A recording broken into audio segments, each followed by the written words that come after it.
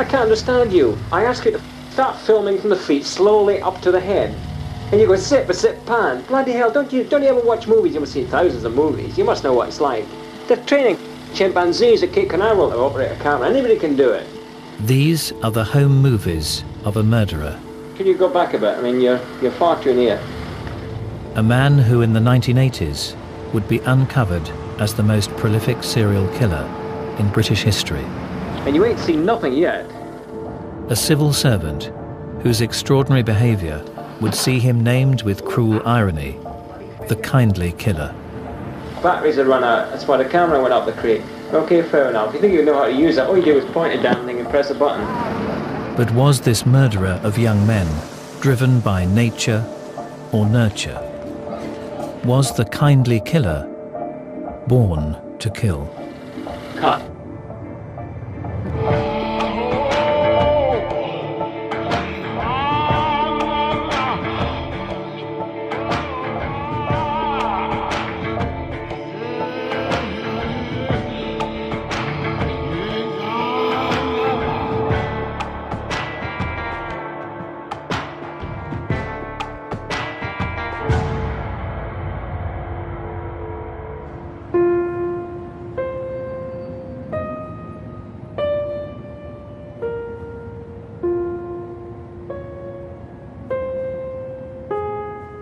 In the early winter of 1983, we had a problem arise in the Muswell Hill area of London.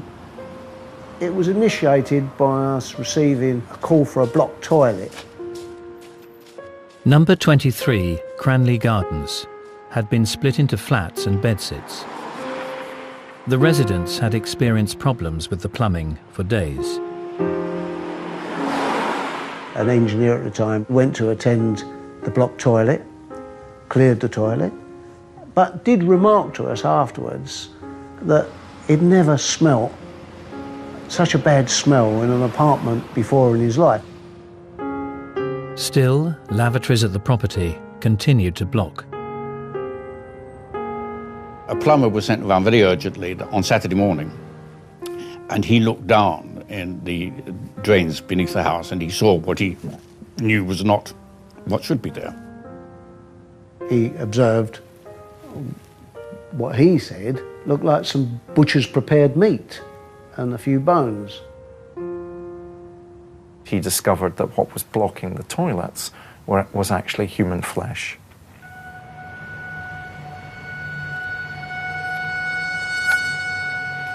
On the 9th of February 1983, sitting in my office,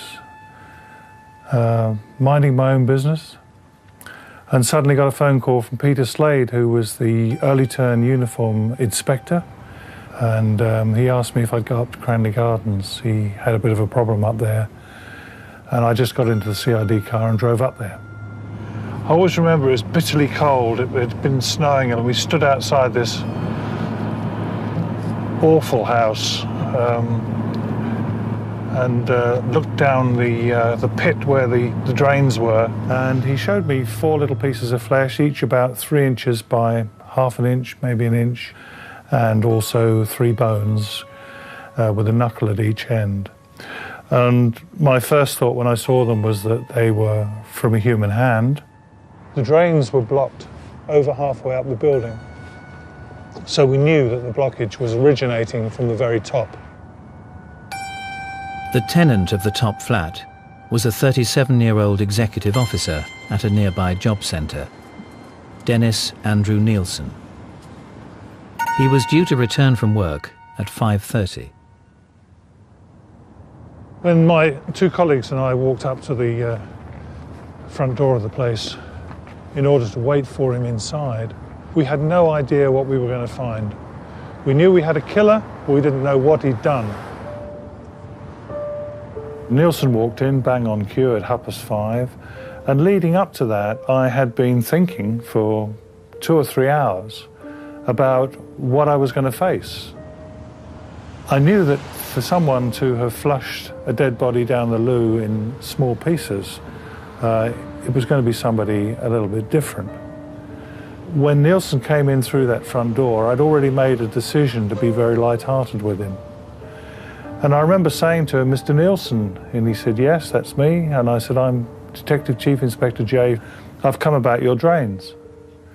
And a little smile came across his face, and he said, "Well, since when have police been interested in blocked drains?" And I said to him, "Well, you take me up in your flat and I'll tell you all about it." The first thing that caught me was the smell of decomposing flesh. I said to him, "I'm here because your drains were blocked with human remains." And he said, "Oh my God, how awful." And I just got a little bit closer to him, face to face, looked him straight in the eyes and said, "Don't mess me about. Where's the rest of the body?" And he just paused momentarily and he said, "In plastic bags in the other room."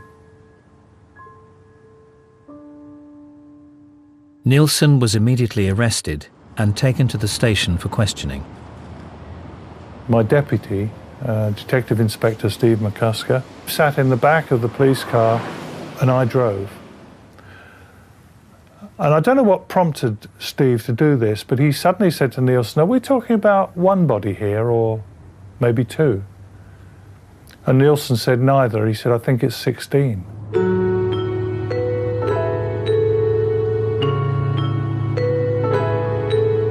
Well, I can remember the steering wheel in the car sort of shaking in my hands. The police hardly could believe their ears because this was all said in a very matter-of-fact voice, very dispassionate. Why dispassionate? Because this is a man without passion. His only passion came when he was in a murderous impulse, when he was overtaken by the other self. In Nilsen's wardrobes were 2 black plastic bags and several air fresheners. The bags contained dismembered body parts and 2 severed heads. In a tea chest was found another torso, bones and a skull. Under a drawer in the bathroom were legs and a pelvis. It constituted the remains of 3 men.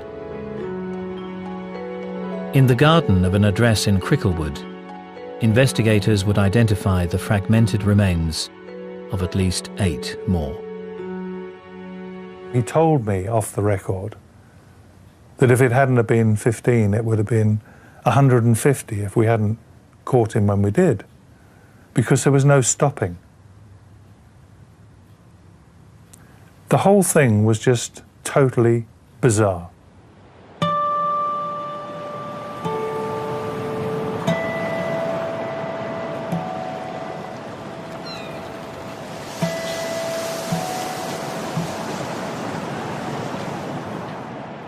Dennis Nilsen was born in 1945 in Fraserburgh, a remote fishing community in northeast Scotland. His mother's family had lived there for generations. His father was a visiting Norwegian soldier. He was one of 3 children, the middle child. He had an older brother, a younger sister. He never really knew his father. Nilsen as a child was a bit of a loner. He didn't really have friends because everybody thought he was a bit odd. His mother said she could never cuddle him. He didn't have tactile relationships with anyone except his grandfather. Nilsen's father is absent from the household, and so he had formed a bond with his grandfather. They would walk together, fish together, and so forth. The boy's grandfather would often be away for weeks at a time, trawling the fishing grounds of the North Sea. One day, he came home from school, and his mother said to him, "Oh, do you want to see your granddad?" He said, oh, he didn't know he was there even. So he was very pleased about that, and he went into the kitchen, and there on the kitchen table was a long box, and in it was his grandfather. Nobody had prepared him for the fact that he was dead. Nilsen's grandfather had died at sea, and his corpse had been brought home for burial. He had this picture in his mind imprinted of seeing his grandfather white as a sheet, and I think that affected him deeply. Nilsen would later say that when he saw his grandfather laid out in the front sitting room after his grandfather's death, that this was when Nilsen first began to associate love with death, an inert body. From that moment, I'm convinced, I can't prove it, but I'm convinced that his idea of love and his idea of death fused and became linked, inextricably linked.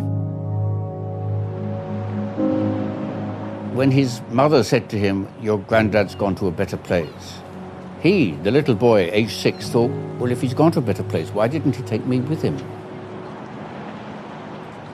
He would sometimes even go out into the sea and simulate drowning as a means of being with him.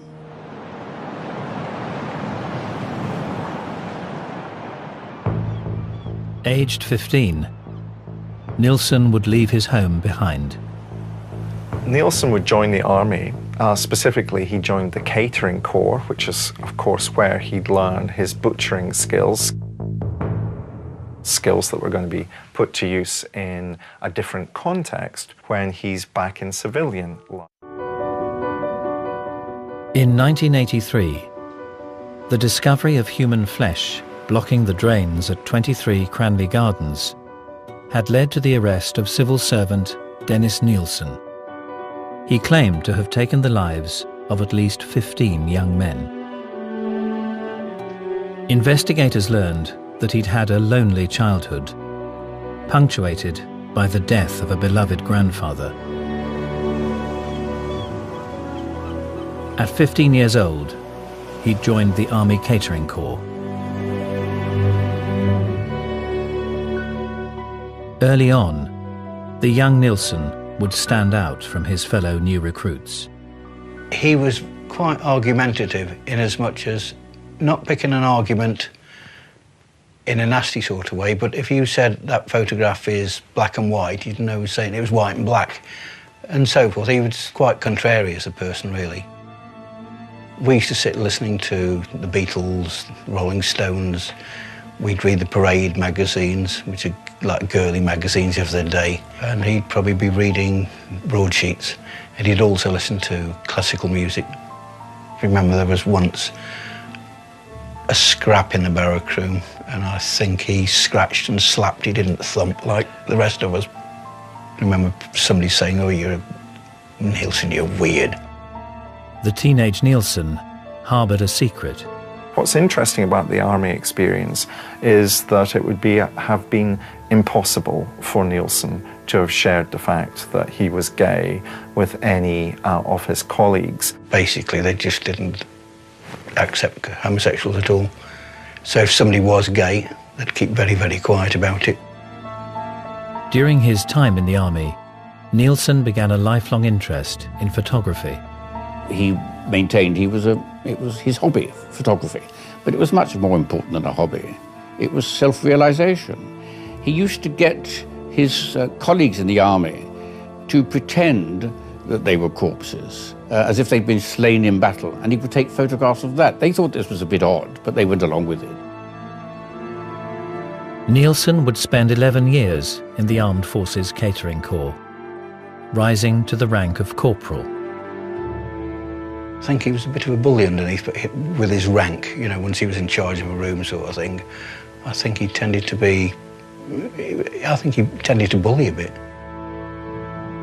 But just before his 27th birthday, Nilsen would reject the familiarity and order of army life and strike out on his own.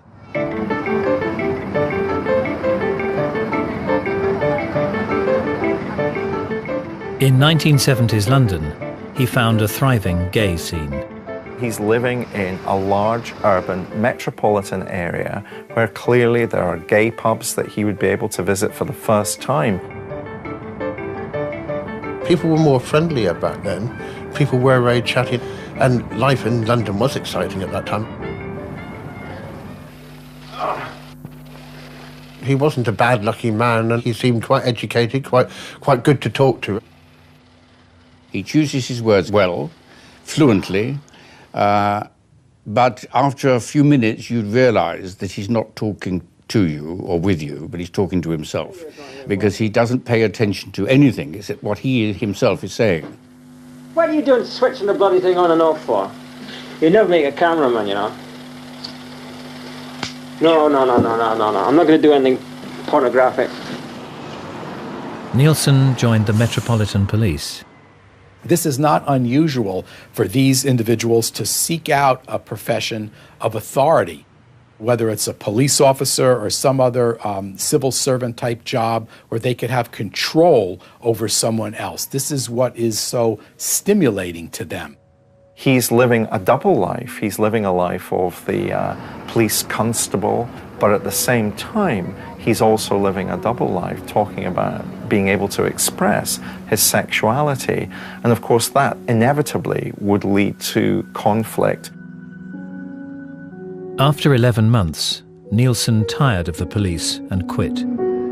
He was also becoming disillusioned with the transient nature of the gay scene and began to seek more permanent companionship. What he was looking for was a relationship, somebody to share his life with. You didn't go out to find companionship in a club, you just went out to pick up. That was what generally people did. They weren't there for an affair or a relationship. They just wanted a one-night stand. He got a job with Manpower Services in the heart of the West End. But the opinionated young Scot struggled to bond with anyone. He's not somebody who's going to make friends very easily. He's not somebody who's going to be the life and soul of the party. He's far too self-centered. He's far too self-obsessed. But harassed commuter, harassed London tenant being screwed by the Department of Employment, London Transport, big chain stores, supermarkets.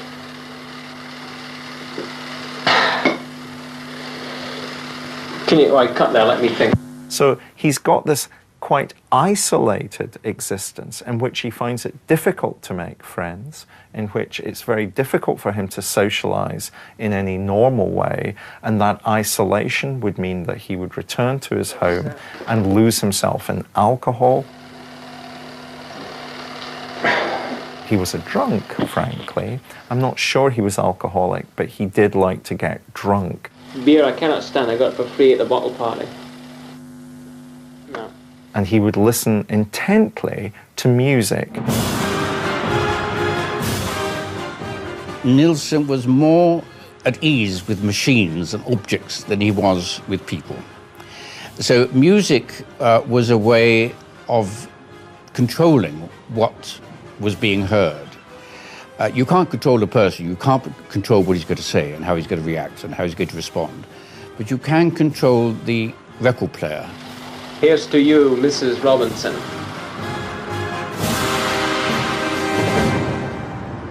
In 1976, Nilsen meets a young drifter called David Galashan. Galashan is unemployed and living in a hostel. And although they're seemingly unsuited, Nilsen seeks out a flat for them both to set up home together.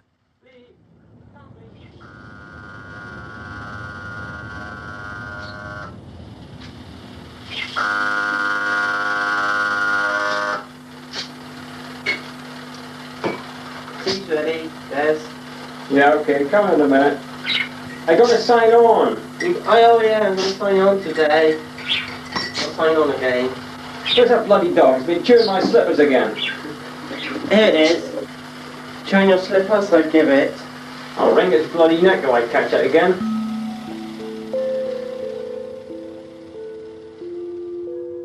Melrose Avenue was a very old kind of building. It had lots of furniture in it that lots of had been bought during the war, really. It was quite old. The carpets weren't very nice, and it was quite a run-down building. 1:10 last night, son asleep, twink over there, me here. What happens? Crash, bang, what? Have a look, move the camera up there, have a look at that. Right, look at the state of that, whole bloody ceiling falls down on me for a start, rips straight across, hits the dog, poor old pooch, budgie goes up, big row, that wakes you up as well. Great chunks, bloody great chunks of masonry. I mean, you could kill somebody, listen to that. They had French windows which led into a garden, Nobody from upstairs could get into the garden. Only he had the entrance through the French windows. You're a big nincompoop. Oi, over here. Over here? Over here, stand up. How long do you think it'd take me to dig the garden? Don't stand there with your hand on your hip, be like a big poof. But Nilsen's overpowering and controlling nature would drive a wedge between the companions. Find everything. Oh, come on, where's my bloody tea then? Well, tea? Oh, it is. David Gallishan walked out on him after about 18 months.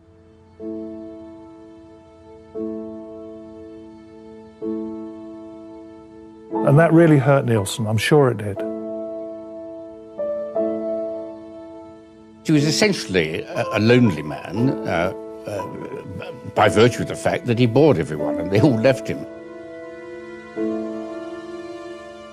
So the thing he's searching for is companionship, a relationship, and it's the one thing that psychologically, sociologically, he's not set up to be able to do. You're a great pillock, Twinkle.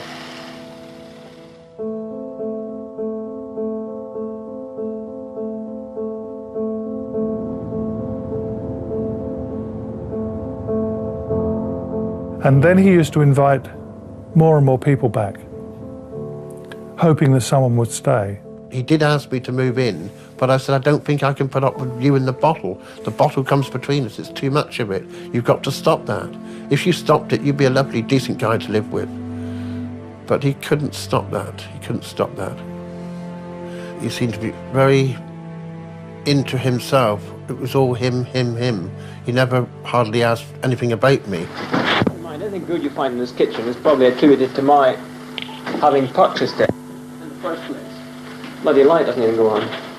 Can you go back a bit? I mean, you're far too near. The lonely Nilsen increasingly took refuge in his morbid private fantasies.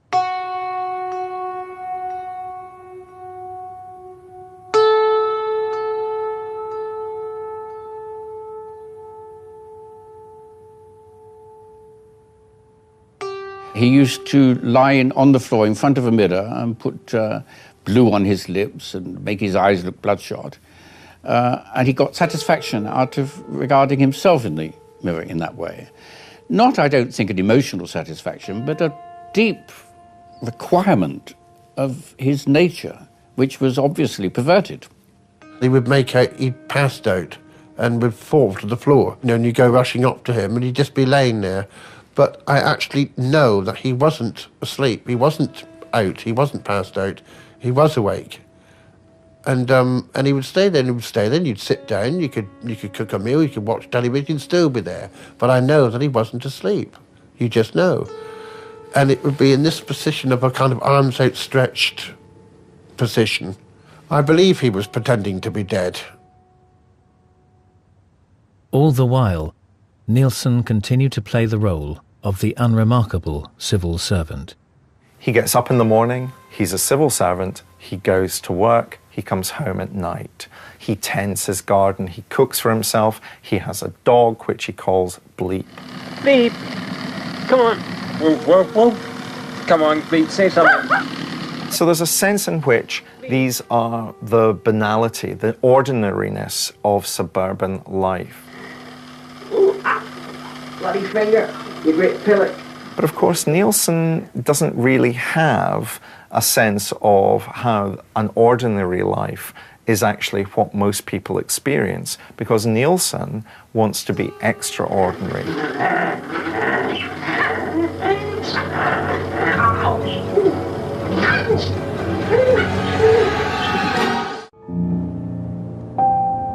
On New Year's Day, 1979, 33-year-old Dennis Nilsen woke up next to a teenager he'd met in a pub the night before.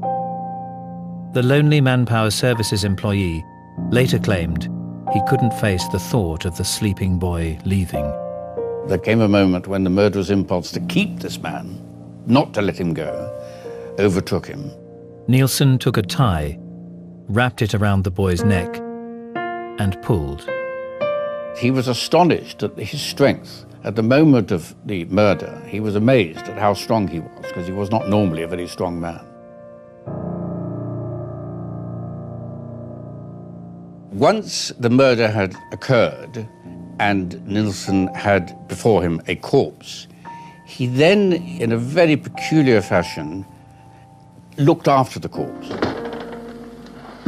Now, for the first time, Dennis Nilsen had the means to live out his darkest and most secret fantasies.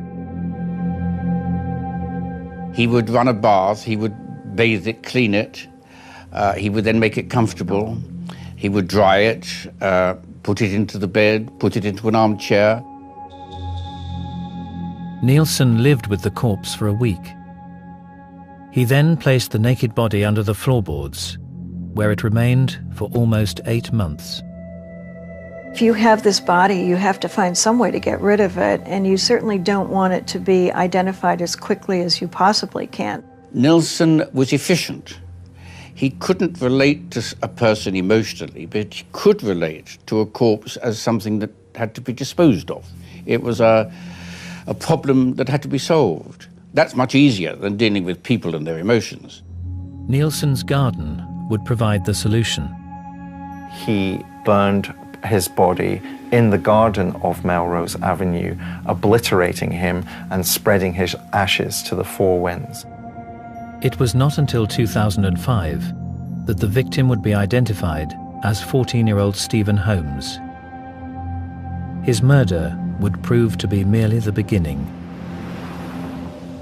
I think the first murder that any serial killer commits is always the revealing murder. He enjoyed doing it, and I think it's that enjoyment that he got from that first murder that propelled him to kill again and again and again. Well, this is Soho, and the heart of Soho, Old Compton Street. And this is the area that Nilsen used to favour.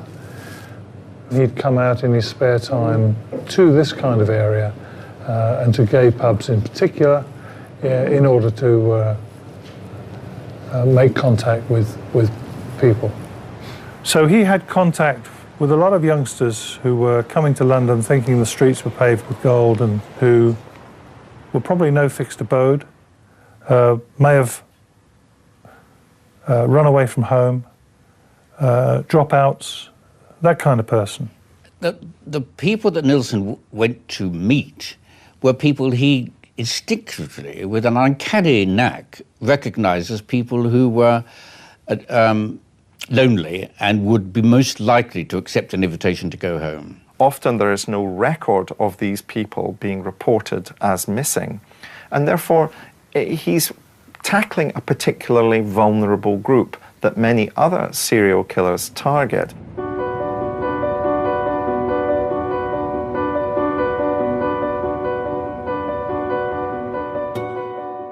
While living at Melrose Avenue, Dennis Nilsen would pick up and strangle to death a further 11 young men.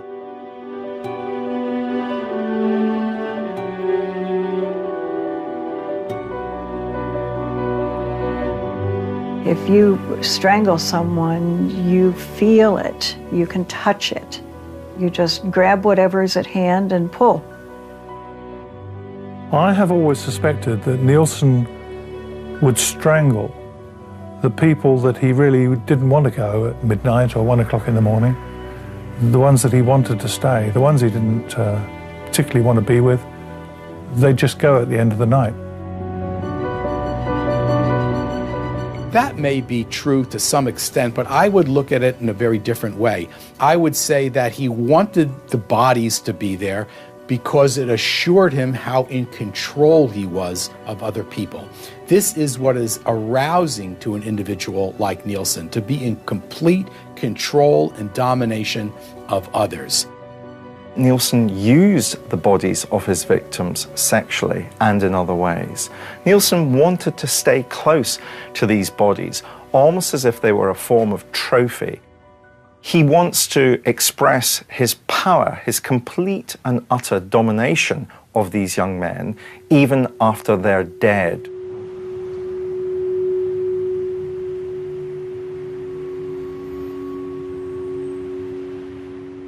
after he killed them, he would sometimes bring them out and put them in a chair and have conversations with them as if they were still alive. They can watch television with him. He can talk to them. He even would go so far as to come home from work and find the corpse sitting in the same armchair that he'd left him in that morning and saying to him, guess what happened to me today? So this was a substitute for real human company. Nilsen is so self-obsessed, so desperate for his opinion to be the only opinion that counts and matters, he finds it easier to relate, to have a conversation with a dead young man who isn't capable of answering back. He would then keep the corpse for quite a few days until they became unbearable. He would eviscerate them. He would put into the garden the spleen and stuff which might be proved impossible to live with, and then put what was left of the corpse under the floorboards. An obsessive compulsive personality where somebody is attuned to details and orderliness and so on is very common in prolific serial killers, because that personality trait will help them elude law enforcement. They're aware of forensic evidence, they'll clean things up meticulously, and so on. Ultimately, the bodies that were serving as Nilsen's companions would become an annoyance to him. They were in the way. He needed to get rid of them for a variety of reasons. Firstly, they'd smell. Also, they were an annoyance to him because he keeps wanting to bring more live young men back to his flat. I would actually stay there for the night or maybe for the weekend or whatever. All I can say is that the smell from Melrose Avenue, which you put down to dry rot or whatever rising down, I don't know, animal smells. It smelled awful, it really smelled nasty. But nothing other than this really stood out, nothing at all. With no further room under the floorboards, the decomposing corpses were removed, cut into manageable pieces, and taken into the garden. In the middle of the night, he would have a huge bonfire in his garden, burning the remains, disguising the smell with rubber tyres. And the local children came and danced around the bonfire because they thought it was all rather fun, having not the faintest idea what was going on, really. Dennis Nilsen had murdered and disposed of 12 young men without arousing suspicion.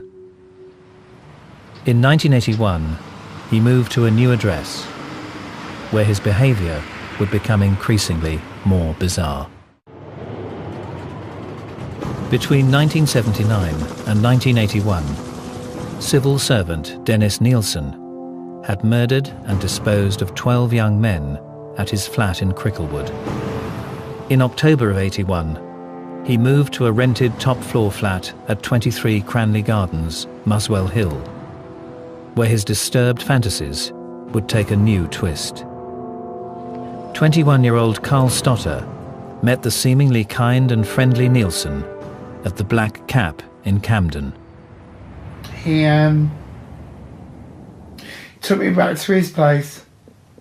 He was a nice guy. He didn't have murderer tattooed across his face or anything like that. He was nice. And I slept with him. What he did was, first of all, attack him from behind with a tie and throttled him. He killed me. He strangled me. He thought he was dead, but he wasn't. And then he drowned me in a bath of water. While he thought he was dead, he got himself a rum and coke and lit another cigarette and said to himself, oh my God, here we go again, as if this had been done by somebody else. He described it as being almost in a trance, that he was doing this act without even realizing that he was doing it. And that's fairly typical. Serial murderers will talk about almost waking up and realizing that, oh my gosh, what are they doing? When he realized the man was alive, He then got extra blankets out. He rubbed his legs to get the blood circulating properly. He put on an extra fire. Heart massage, mouth-to-mouth resuscitation. He brought me back to life. I was there for 3 days. You've got a classic example of Nilsen initially trying to kill, believing he's killed the victim, but then realizing that the young man is actually still alive. And then Nilsen going into Good Samaritan mode, trying to help the young man get better. Nilsen is able to kind of inhabit a kind of parallel universe in which he no longer sees himself as being someone who's doing wrong, but actually can interpret his actions as somebody who's doing good. He told me that what happened was I got caught up in the sleeping bag zip, and that was it. And I believed him, because you don't think that somebody's going to try and kill you. Anyway, he did. Carl Stotter would not be the only recipient of Nilsen's Good Samaritan Act. At least 3 more young men would be strangled and then allowed to live. The attacks would remain uninvestigated by the police. Most of the police would say, well, you were in a bondage game and it's your fault, you participated. And the absolute humiliation of saying, oh, gosh, I don't want to be known for this kind of behavior really protects the serial murderer. It appears Nilsen's odd behavior was not only reserved for strangers. I fell asleep on the floor. I wouldn't get into the bed. I woke up and he was straddled over me. He had what I call an apple knife. But behind him there was smoke, and there was a gas heater that used to be on the wall, had apparently fallen off. Now, I couldn't possibly have knocked that off with my feet, and it was quite bad. The room was full of smoke, and I said, what's the knife for? He said he was trying to get it right off the wall in case there was an explosion. And I'm positive that when I went to sleep, that gas fire wouldn't have been on, because he was already asleep, and because it was quite a very mild night. That's all I remember thinking, but then again, thought no more of it. I have to believe that he was going to do something. He was trying to asphyxiate me. But not everyone would escape with their lives. With every serial murderer, although they start out slowly, they then become more frenetic, and they will start killing a lot more people a lot more close in time. The addiction becomes so overwhelming that the corpses pile upon one another. At Cranley Gardens, 3 men would suffer the same fate as the 12 at Melrose Avenue. But unlike his previous residence, Nilsen's top-floor flat had no space under the floorboards. He would boil their skulls to get all the flesh off, and then he would chop them up into little bits. To him, the people were just about the same and equivalent to the meat he was chopping up in the army. Had absolutely no reason or meaning emotionally to him. It was just something he did. Half of one was under the bath. Pieces of another were in the wardrobe in black bags.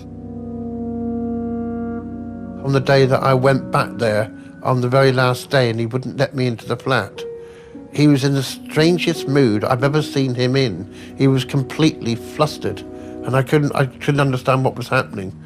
And the dog ran down the stairs, and he said, hold the door, but don't go in. And I thought, charming. I thought, I've known you all this time, you won't let me into your flat. I said, he doesn't trust me, obviously. So he brought the dog back up, and he said to me, you didn't go in. I said, no, I'm just standing here, aren't I? And I couldn't work that out. Nilsen's desperate efforts at disposal would be his undoing. On the 9th of February, blocked drains would lead to his discovery and arrest. Scotland Yard launched its biggest murder investigation today after a pathologist confirmed that human remains found in a sewer outlet were parts of 3 bodies. For some strange reason, the minute they said Muswell Hill, they gave no address, they gave nothing. I seem to know that this is him. It's him. I don't know why I would think that. And then an hour later, I was listening more intently, and then they said in Cranley Gardens. And it was the house. Could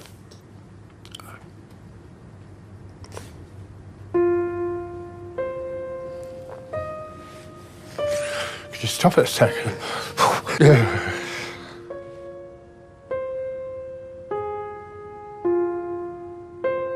In custody, Nilsen would describe the murder of 15 young men in minute detail. He saw no reason to get worked up about it. All right, if you've arrested me, so let's get on with it. Nilsen gave us every bit of information that he could think of. I mean, we interviewed him 16 times over the next few months. Throughout the interviews, Nilsen was totally matter-of-fact, quite cold. There was no remorse, there was no indication of any remorse at all. In November, Dennis Nilsen was sentenced to life imprisonment. Over a 4-year period, he had taken the lives of 15 young men.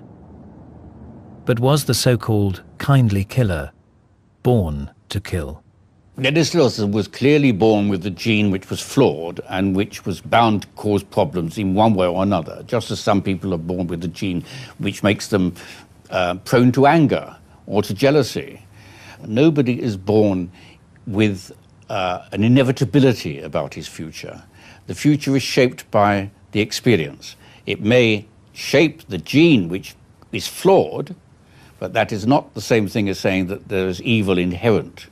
So Nilsen could have turned out to be a completely different person, not a stable person. Because of the inherited gene, he would still be flawed, but he need not have become a murderer. The idea that he was born evil is nonsense. He was brought up in a relatively banal, ordinary circumstances. There were certain elements of his life which were odd or which were difficult for him to overcome. But the circumstances of his childhood and the trials and tribulations of his childhood were not something that were unique to Dennis Nilsen, but were common to many hundreds of thousands of young people. And if Dennis Nilsen was born to kill, so would those hundreds of thousands of young people who had similar circumstances that they had to deal with when they were growing up. So no, I don't believe that Dennis Nilsen was born to kill. You can be born with a flaw which you've got to keep under control. If you don't keep it under control, it's your fault.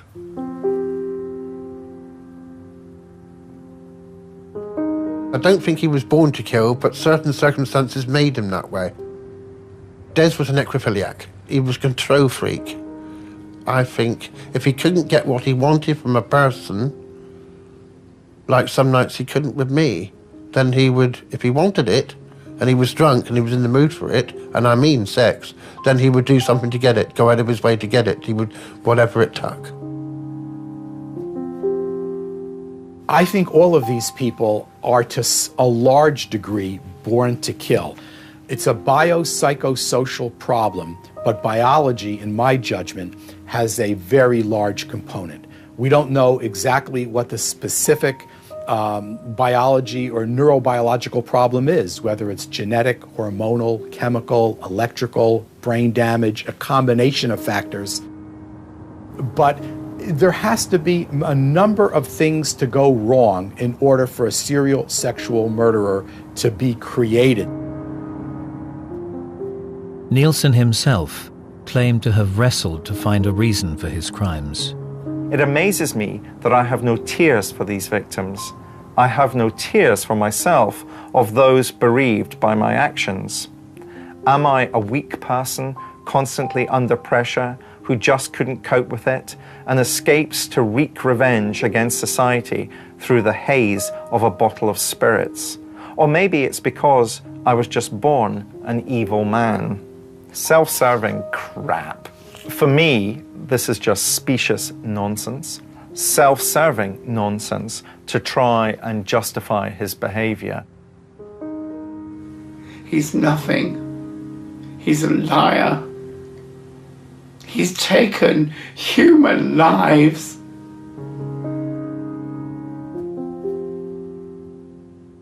I feel sorry for his mother. To give birth to such a monster. Next weekend, a brand new series of crimes that shook Britain begins with a fresh look at the tragic murder of Rachel Nickel, stabbed to death on Wimbledon Common, and the controversial investigation that followed. Must see Primetime Crime next Sunday night at 9. Another infamous British case coming up tonight, the hunt for the Camden Ripper.